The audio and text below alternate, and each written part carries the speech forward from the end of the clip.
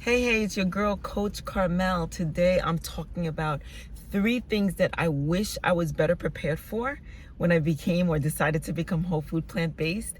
And one thing that I was amazingly surprised about, sweetly surprised about, pun intended. I'm gonna go right ahead and tell you the one thing that I was sweetly surprised about, and that was how quickly I reversed my pre-diabetes, high cholesterol, and fatty liver disease diagnosis. If you have not heard my story, I was diagnosed with those 3 things, kind of like out of the blue, unexpected, but I kind of knew what was going on with my body. I kind of knew what was going on with my diet. But within 2 weeks, I reversed the diagnosis. That's one thing that I did not anticipate when I decided to become whole food plant-based. I knew it was going to trend me in the right direction, in the direction that I wanted to go. I didn't know that it was going to take me 2 weeks. Now, that was definitely a plus. But let me tell you 3 things that I did not anticipate. But it didn't break the deal for me. It was not a deal breaker. But for many, it can be. So I want to warn you in advance if you're thinking about going whole food, plant-based, for whatever reason you're going in that direction. For me, it cut my cravings immensely. My sugar cravings, my food cravings, because I'm always the first to admit that I am a food and sugar I'm a recovered food and sugar addict, and it reversed that for me completely in a way that I had not expected. What I didn't anticipate, number one, was the digestion issue. Because I went from eating very, very little fiber to a whole lot of fiber. I went whole food plant-based. I was consuming all the vegetables. I was consuming all the fruits. I was consuming so much fiber. I remember feeling bloated for at least 3 weeks, and I didn't understand. Initially, I dropped weight like this. That was another thing I had not anticipated. The weight came off so quickly. Within 7 days, I had lost already maybe, I'm not even gonna talk numbers, but it happened so quickly. And after my weight drop happened, all of a sudden, bloating kind of came into the picture. I was bloated for about 3 weeks and I didn't understand why. I'm like, what's going on? And nobody really was able to explain it to me. They thought, well, maybe it was a combination of the foods that I was consuming. No, it was the fact that I was giving my body so much of what it wasn't used to so quickly that it needed time to adjust. It needed time to kind of catch up. And after about those 3 weeks, when it did catch up, it was smooth sailing from there.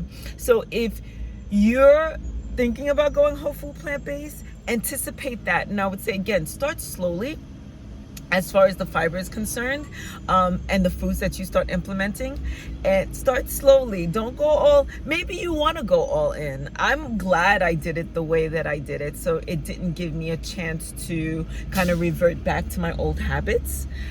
So that's something to consider and something to think about. The second thing, which is a pretty big deal, is the meal planning aspect. You have to understand that a lot of the places where we currently shop, supermarkets, the bodegas, the corner stores, the bagel shop, the pizza, they're not going to really have too many options for you as a whole food plant-based vegan. So you're gonna find yourself kind of like at a loss of what to snack on. You're gonna find yourself at a loss of what to have for breakfast, lunch, and dinner if you're eating out and if you're not cooking your own foods. And for some people, we're just not in the kitchen that much. But I wanna tell you that I did not anticipate being in the kitchen as much as I ended up being in the kitchen. For me, it wasn't a problem. I ended up enjoying the process. For some people, they don't have the time or the luxury or the privilege to be in the kitchen and spend so much time preparing their own foods. So I wish I had known that, just so I can make adjustments accordingly. So now that you know that, make your adjustments accordingly. Know that you're going to be spending a little bit more time planning your meals, even if you're not spending more time in the kitchen. Planning your meals, ordering from whatever food service that could deliver you your meals, or if you have that time and if you have that luxury, right, and that privilege, or spend a little bit more time when you're shopping in the supermarkets to choose the foods that are most convenient and easy for you to put together, so you're not spending that much extra time planning and working on your meals. So that's number one. Really think about it. It's really quite intentional, and we're not used to spending so much time being intentional about the foods that we eat, because it's so much easier let's just go pick up lunch, let's just go pick up dinner. And that's kind of not the case once you become whole food plant-based, because your options are a little bit more limited. But the main thing that I did not anticipate, which made sense, is the social aspect of it. Hanging out with friends, going out to a party, meeting somebody for dinner, lunch, meeting somebody for drinks. All of those things play a huge part.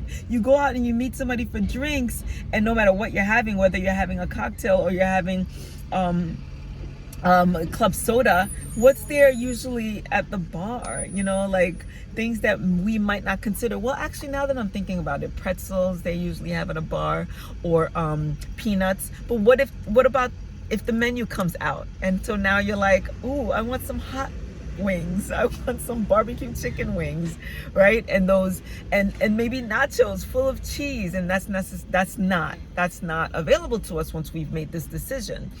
And of course, it's a decision that you have to make, and you have to align yourself with and just go forward and establish your non-negotiables and establish your boundaries, right?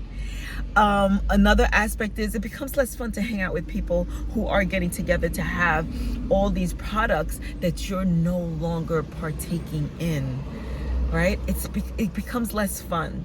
And I've been to a gathering where I sat there and watched everybody eat. I was completely comfortable. I was okay. I went out knowing that this was going to be the thing. I ate beforehand and I said, I'll let them eat. I'm just going to enjoy the company.